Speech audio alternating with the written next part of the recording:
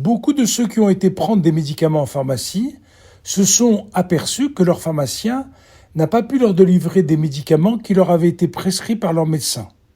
Paracétamol, anti-inflammatoires, dérivés de la cortisone et surtout antibiotiques. Pratiquement tous les antibiotiques sont en grosse difficulté d'approvisionnement, à la fois pour les enfants et à la fois pour les adultes. Cela ne veut pas dire qu'il n'y en a pas du tout en France, mais que les volumes disponibles sont inférieurs aux prescriptions, si bien que dans telle ou telle région, telle ou telle pharmacie, le produit n'est pas disponible, alors qu'il peut l'être dans d'autres. Ceci est à la fois très stressant pour les familles, les pharmaciens et les médecins, car les antibiotiques ou les corticoïdes sont des médicaments urgents le plus souvent. Ces pénuries sont dues d'une part à une augmentation de la demande.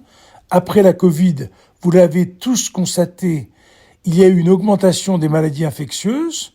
Et d'autre part, c'est dû à l'incapacité des pays produisant la matière première, Chine et Inde essentiellement, d'augmenter leur production. La pénurie ne se rencontre pas seulement en France, mais dans presque tous les pays occidentaux. Mais elle est particulièrement marquée en France, probablement du fait d'un prix très bas des médicaments et que les marchés pour ces produits sont mondiaux.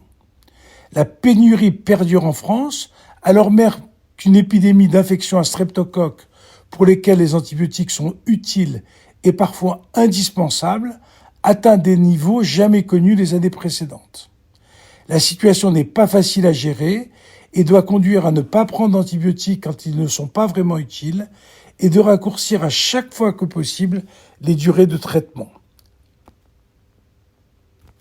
Merci de votre attention.